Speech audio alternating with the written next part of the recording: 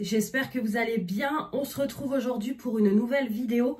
On va parler de lecture. On va faire le bilan total de toutes mes lectures pour cette année 2024. Alors, je n'ai pas les livres sous la main parce qu'il y en a pas mal que c'est ma copine Julie qui me les a prêtés. Donc, je vais juste vous mettre ici les couvertures en même temps que je parle des livres. Et tout est dans mon meuble télé. Et franchement, j'ai pas trop le temps de commencer à regarder les livres que j'ai lu cette année, donc du coup voilà, je préfère mettre les couvertures. De toute façon, je vais pas relire les résumés et tout, je vous en ai déjà parlé dans des vidéos précédentes, donc c'est juste pour faire un peu le résumé et compter combien de livres j'ai lu cette année. Tout de suite, donc j'ai commencé l'année 2024 avec le livre Friends, Mes amours et cette chose terrible. Donc comme vous le savez, en octobre 2023, l'acteur Matthew Perry qui faisait Chandler Bing dans la série Friends est décédé. Et moi étant une grande fan de la série, j'ai acheté son livre qui a été ressorti pour pouvoir le lire. Et donc en fait c'est un peu son autobiographie, donc c'est lui qui a fait son autobiographie, qui parle de lui, de voilà comment il est arrivé dans la série Friends. Il parle vraiment de sa vie et de cette chose terrible qui est son addiction à tout ce qui est médicaments. Donc voilà. Donc il faisait 374 pages, donc j'avais pris en version en livre de poche, quoi, tout simplement, que j'avais payé 8,60 €. Donc le livre, je ne sais même plus sur quel site je l'avais acheté parce que il était en rupture de stock partout. Voilà, le livre, il a tellement été, voilà, il a tellement cartonné quand il est décédé que voilà quoi. Il était en rupture de stock partout. Donc moi je sais plus c'était quel site que je l'avais trouvé, mais c'était un site que voilà, j'avais jamais commandé dessus, mais voilà, je l'ai reçu neuf et tout, aucun souci. Donc comme j'ai mis, voilà, c'est une lecture que j'ai voulu faire suite au décès de Matthew Perry. Si vous me voyez baisser la tête, c'est juste comme d'habitude, je suis avec mon petit carnet de lecture. Donc voilà, j'ai voulu le lire suite à son décès. Donc c'est une lecture que j'ai aimée parce que voilà, j'ai appris à connaître un peu plus l'humain et l'acteur à travers son autobiographie. Donc ça a été un témoignage poignant, voilà, comme je vous ai dit, sur ses addictions à la drogue et à l'alcool. Donc vraiment, il en parle vraiment, voilà, il en parle sans comment dire, comment je pourrais dire ça, voilà, il va jusqu'au fond de sa pensée, quoi. Vraiment, voilà, il y va sans, je sais pas comment dire, je sais plus comment dire, sans retenue, voilà, tout simplement. Et également, voilà, il met une belle leçon de vie à la fin parce que, justement, voilà, on découvre que vers la fin de sa vie, il avait essayé de créer une maison, je crois que c'était la maison Matthew Perry, quelque chose comme ça, pour justement aider les personnes qui étaient dans la même addiction que lui à s'en sortir, etc. Donc vraiment une belle leçon de vie parce que autant lui qui a été accro toute sa vie, il essayait justement d'aider les autres alors que lui-même avait du mal à s'en sortir. Donc c'était vraiment une très très belle leçon de vie. Évidemment, j'ai eu un gros coup de cœur sur la partie Friends où vraiment il raconte voilà comment ça s'est passé au niveau de la série, au niveau de son casting, etc. Donc vraiment c'était très très bien. J'ai beaucoup aimé le livre. Vraiment voilà, je l'ai adoré. Ensuite, je suis passée sur une petite BD. C'est un ancien collègue de ma formation qui m'avait parlé de ça parce que j'ai regardé la série Lock and Key. Et en fait, il m'a dit qu'il y avait des BD et je ne savais pas. Donc, j'ai lu la première BD. C'est vrai qu'il faudrait que je m'y remette. J'avais acheté la BD 2. J'avais lu la BD Lock and Key. Donc, le tome 1, Bienvenue à Lovecraft. Donc normalement, c'est à 17,90 €. Moi, je l'avais eu sur Vinted. Donc comme j'ai mis, c'est une lecture de ce que j'ai l'habitude de lire parce que c'est une BD, donc ça se lit plus vite et tout. Vraiment, c'était très sympathique. Donc la série est différente quand même de la BD, donc on retrouve quand même tout ce qui est acteur, on retrouve vraiment les noms. Par contre, par exemple, l'endroit, c'est pas du tout la même chose, mais après le château, le manoir est vraiment ressemblant. Donc voilà, il y a des similitudes, mais pas à l'identique, mais j'ai quand même bien aimé. Donc là, ce tome 1 là, il présentait tout ce qui était personnage, voilà le contexte de l'histoire qui va engendrer que les personnes de la famille Locke vont aller au manoir des Locke. Et évidemment, voilà, à la fin de l'histoire, on commence, à la fin de la BD, on commence à avoir des rebondissements qui commencent un peu à lancer l'histoire. Donc il faudrait que je me remette sur la BD numéro 2, parce que la première était très sympa, c'est vrai que c'était fluide, c'était hyper simple à lire et tout, j'avais vraiment bien aimé. Et avant de dormir, c'est vrai que ça peut être pas mal du tout, une petite BD comme ça. Mais bon, j'ai déjà du mal à avancer sur mes livres, donc voilà, si je me mets aussi à lire des BD, ou alors il faut vraiment que je les lise entre deux, quoi.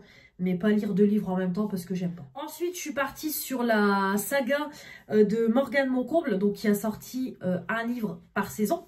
Donc là, j'ai commencé à lire Un automne pour te pardonner. Donc j'ai lu le tome 1 qui faisait 424 pages. J'ai beaucoup aimé parce qu'en fait, dans cette histoire-là, pour commencer, on était sur une histoire où il y avait un meurtre, il y avait une enquête à résoudre. Bien sûr, une rivalité entre les deux personnages principaux et évidemment une histoire d'amour. Donc j'ai vraiment, comme j'ai mis, j'ai vraiment beaucoup aimé cette lecture parce que ça mélangeait autant l'enquête suite à la mort de Rory Cavendish, et on avait les deux personnages principaux de l'histoire, Camélia et Lou, qui se sont lancés du coup dans cette enquête. Donc Amélia, qui est avocate, a essayé du coup d'innocenter Lou, même si à la base ils sont rivales. Voilà, elle a fait son métier de le défendre, de l'innocenter. Mais en parallèle, voilà, on a aussi l'histoire de rivalité et d'amour qui se mélange entre les deux. Donc voilà, j'ai vraiment été, comme j'ai noté, j'ai été vraiment prise dans l'histoire. Et franchement, à la fin, le rebondissement a été total. Franchement, voilà, le dénouement total a été super bien. Franchement, j'ai adoré, je m'y attendais pas du tout, du tout, du tout. Voilà, donc j'ai vraiment beaucoup, beaucoup aimé le tome 1. C'est tout ce que j'aime, une petite enquête et tout comme ça. J'ai adoré. Vraiment, voilà, très bien. Ensuite, je suis passée sur Guillaume Musso, voilà, l'un de mes auteurs favoris, je l'adore. Donc, j'ai lu la fille de Brooklyn, donc il y avait 464 pages. Donc, ça commence par l'histoire de Raphaël et d'Anna, donc voilà, tout se passe bien, ils prévoient un mariage, alors que ça fait que 6 mois qui sont ensemble. Mais là, il y a un reproche de Raphaël, voilà, qui reproche à Anna de ne pas connaître son passé, qui a un peu l'impression qu'il va se marier avec une inconnue, quoi, tout simplement. Et là, Anna lui montre une photo, et là, ça chamboule Raphaël. Donc, Raphaël disparaît. Et quand il revient pour retrouver Anna, en fait, elle a disparu, quoi, tout simplement. Elle a disparu des radars, comme on dit. Donc, du coup, Raphaël se met à enquêter avec son ami Marc, qui est ancien policier, afin de retrouver Anna. Donc, il essaye aussi de la retrouver et en même temps de découvrir un petit peu son passé, etc. Donc, c'est pareil, ça a été une enquête qui a été pleine de rebondissements et de révélations, voilà, d'Anna, qui a refait surface. Voilà, par contre, comme j'ai mis, le seul point négatif, c'est que j'ai trouvé que la fin s'est finie vraiment simplement et rapidement. Voilà, je m'attendais honnêtement à mieux de la part de Guillaume Musso. Voilà, je trouvais que c'était vraiment très simple. Voilà, tout simplement. Ça s'est fini très rapidement et un peu con. Voilà, tout simplement, on aurait dit que la fin, il l'avait un peu bâclé. Donc c'est ça qui a été un petit peu dommage. Avant-dernier livre que j'ai lu à travers ma fenêtre, donc 503 pages, donc j'ai vu les films, j'ai vu le 1 et le 2 de film, il faut que je regarde le 3. Donc j'ai lu d'abord le premier livre, donc c'est l'histoire de Raquel, qui est une jeune fille qui est éperdument amoureuse de Arès, qui est son voisin. Donc voilà, elle le surveille sans cesse, sans que lui ne sache rien. Elle pense qu'il ne sait rien. Et jusqu'au jour où elle découvre que voilà, Arès se sert de sa Wi-Fi. Et de là, il y a un premier contact entre eux. Arès, lui, c'est un jeune homme qui est très arrogant. Voilà, comme j'ai noté, un peu cœur de pierre, qui se moque justement de l'attitude de Raquel envers lui, du fait qu'elle est quand même accro à lui, qu'elle le surveille, etc., etc. Et au fur et à mesure, on découvre que voilà, il y a une histoire d'amour qui va se créer entre eux, avec des hauts et des bas. Donc par contre, j'ai trouvé que le livre était très différent du film, qui avait, voilà, normal, plus de scènes, plus de détails. Et on a le point de vue de Raquel et d'Arès dans le livre. Donc c'est ça qui est bien. Donc voilà, vraiment très très bien. Donc il me reste à lire le tome 2. Mais vraiment, voilà. C'était sympa. Et enfin, le dernier livre que j'ai fini là récemment, c'est le tome 2 de Morgane Moncombe. Donc du coup, Un hiver pour te résister, le tome 2. 457 pages. Alors par contre, autant le tome 1, je l'ai adoré. Autant le tome 2, j'ai pas été emballée plus que ça. Déjà, j'ai trouvé que l'histoire était beaucoup trop longue. Ça tournait en rond. Voilà. Voilà, comme j'ai mis l'histoire d'amour, elle était trop longue à arriver. Et en plus, ça tournait beaucoup autour du patinage, les championnats, etc. Il y a eu quelques rebondissements, mais rien de plus. Vraiment, j'ai pas du tout été emballée plus que ça par le tome 2. Donc voilà, j'ai été un petit peu déçue. Après, j'ai compris en lisant le tome 2 que les fils se reliaient. Parce qu'en fait, dans le tome 1, on parle d'un groupe de copines. Il y a Camélia, il y a là la fille de l'histoire Un hiver pour te résister, je ne sais même plus comment elle s'appelle. Je ne sais plus comment elle s'appelle. Elisabeth, voilà, Elisabeth. Et deux autres filles, on a Nolia et je ne sais plus l'autre. Et en fait, ce groupe de 4 copines-là, chacune, on parle d'elle dans un tome différent. Donc là, le premier, on a parlé de Camélia. Le deuxième, on a parlé d'Elisabeth.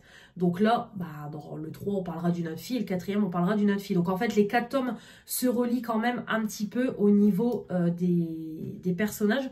Tout simplement. Mais voilà, le tome 2, franchement, j'ai pas été emballée du tout. Je trouvais voilà, que c'était beaucoup trop long. Je veux bien que c'est long, hein, une histoire d'amour arrivée. Mais là, c'était très très long. Il a fallu vraiment arriver à la fin du livre pour qu'on y arrive. Donc voilà, c'était vraiment trop long pour moi. Ça tournait trop autour du patinage et tout, comme je vous dis. Donc non, vraiment, j'ai pas été emballée plus que ça. Donc du coup, au niveau livre, j'en ai lu 1, 2, 3, 4, 5 et 6. Voilà, j'en ai lu 6 cette année. Donc c'est pas fou, mais moi, vous savez que je suis toujours très très longue à lire. Et j'aime bien lire quand j'ai le temps, quand je suis concentrée et tout. Parce que si c'est pour lire quand je suis fatiguée et que je comprends rien, c'est pas la peine. Donc voilà, je suis quand même longue à lire, mais bon, de toute façon, c'est pas, voilà, on n'est pas pressé. Donc voilà, 6 livres que j'ai lus cette année.